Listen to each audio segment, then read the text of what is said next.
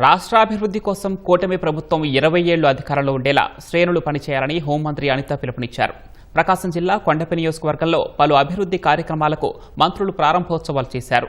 తూర్పు నాయుడుపాలెంలో విద్యుత్ substation, CC రోడ్లు, డ్రైన్లను డోలా బాల వీరాంజనేయ స్వామి, గొట్టిపాటి రవికుమార్, అనిత ప్రారంభించారు. మర్లపాడులో ఎన్టీఆర్, దామచర్ల ఆంజనేయులు విగ్రహాలను ఆవిష్కరించారు. గ్రామంలో ర్యాలీ నిర్వహించి ఎన్టీఆర్, దామచర్ల ఆంజనేయుల సేవలను కీర్తించారు. ఎన్టీఆర్ టీడీపీని స్థాపించి బడుగు బలహీన వర్గాల ప్రజలకు రాజకీయ స్వాతంత్రాన్ని అందించారని మంత్రులు కొనియాడారు. ఈ కార్యక్రమంలో ఎంపీ మాగుంట శ్రీనివాసులరెడ్డి, ఎమ్మెల్యేలు Damacharla Janardhan, Ashok Reddy, AP maritime board chairman Damacharla Satya, tourism board chairman Nokapani Balaji పాల్గొన్నారు. మినిమం 20 సంవత్సరాలు ఇదే కూటమి, ఎన్డీఏ కూటమి అధికారంలో ఉండాలి అంటే ఇక్కడ ప్రతి ఒక్కరూ కూడా దేశజాలని పక్కన పెట్టి కష్టపడి పనిచేయాల్సిన అవసరం ఉంది. ఎందుకంటే ఈ రోజు 5 సంవత్సరాలతో మళ్ళీ వేరే వాళ్ళు వచ్చి చేసే పరిస్థితులు అయితే ఈ రాష్ట్రం ఎప్పటికీ కూడా బాగుపడదు. ఒక్కసారి జగన్మోహన్ రెడ్డి పరిపాలన విధ్వంస పరిపాలన చూసాం.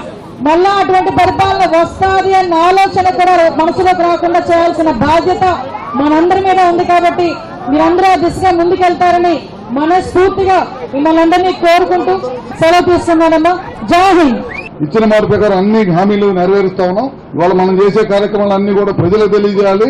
స్వర్గీయ నందమూరి ఎన్టీ రామారావు గారు 45 సంవత్సరాలైన పార్టీ పెట్టి ఇవాళ కూడా ఎన్ని పార్టీలు ఎంతమంది వచ్చినా సరే తెలుగుదేశం పార్టీని చెప్పు చెదలకుండా ఇవాళ నిలబడిందంటే తెలుగుదేశం పార్టీ కార్యకర్తలే బలం.